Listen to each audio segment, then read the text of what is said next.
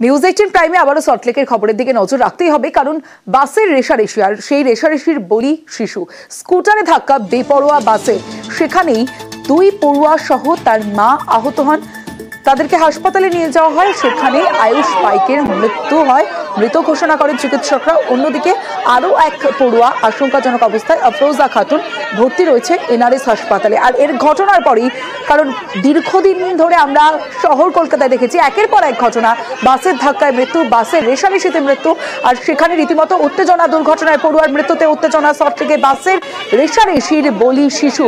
পুলিশের সঙ্গে তুমুল বচসা স্থানীয়দের, দফায় দফায় তারা অবরোধ করেন, বিক্ষোভ করেন।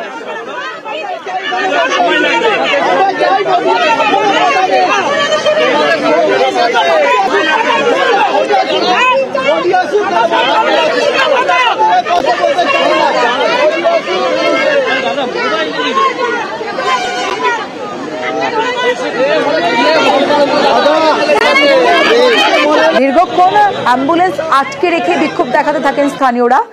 পরে অ্যাম্বুলেন্স ছেড়ে দেওয়া হয়, কিন্তু অ্যাম্বুলেন্স ছেড়ে দেওয়ার পরেও দফায় দফায় অবরোধ, বিক্ষোভ স্থানীয়দের।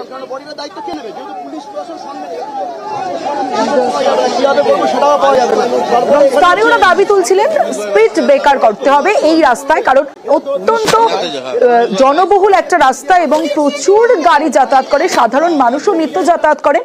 আর তারপরে পুলিশ আধিকারিকরা তাদের সেই আশ্বাস দিলে অবশেষে পরিস্থিতি স্বাভাবিক হয়।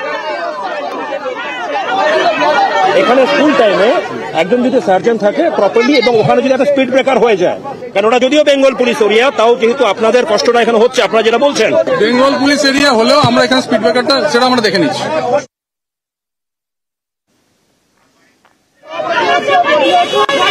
ক্লাস 4-এর পড়ুয়া দুর্ঘটনা, বাসের রেশারেশি, যার বলি হতে হলো এক পড়ুয়াকে। স্বাভাবিকভাবেই শোকের ছায়া পরিবারে, শোকের ছায়া আয়ুষ পাইকের পরিবারে।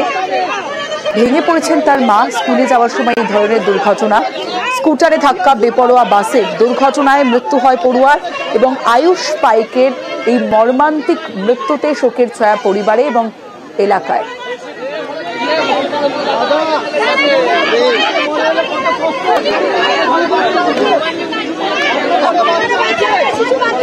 আমি ওই সল্টলেক গেটের কাছে আছি, আমি টার্ন করব, বাচ্চা পেছনে ছিল, আর আমার ভাইজি 2 বছর ও সামনে ছিল, স্কুটি করে আসি, টার্ন করছে, ও আমার একটু পেছনেই ছিল। জানি না, ও মানে হট করে ওই সিগন্যাল ছাড়াছাড়ি ব্যাপার আছে না, যে থাকলে একটু লেট হবে, দাঁড়াবো, সিগন্যালেই মনে হয় কোনো বাসের রেশারেশি না, উনি ওই তাড়াহুড়ো করেই মানে সাইডে যেতে গিয়ে আমাকে মেরে দিল। ভাইজির ও সিটি স্ক্যান করতে নিয়ে গেছে, ও ছোট বাচ্চা, আর আমার ছোট ছেলের ওই কোথায় লেগেছে, বুকে টুকে যন্ত্রণা করছিল। তারপর ওখান থেকে নিয়ে ওরা ট্রিটমেন্ট করে আমি শিশু হসপিটালে, ওরা বলছিল পার্কের শিফটে নিয়ে, কোনো বাড়াবাড়ি হয়ে গেছে, শিশু হসপিটালে গেছি। শিশু হসপিটালে ডাক্তার দেখলোই না।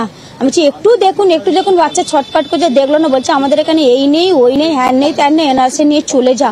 আমি রেগুলার আর 5-6 বছর ধরেই আমি ওই লাইনেই যাচ্ছি। আমার ছেলে 206 বাস স্ট্যান্ডের ওই অপোজিটে আমার ছেলের এই বৈষ্ণব দেবী একাডেমিতেই পড়ে। ও সকালে মর্নিংয়ে পড়ে, ওকে নিয়ে আসি, আর আমার বড় ছেলে 9-এ পড়ে, ওকে দিয়েই আমি আসি, রোজ আসি।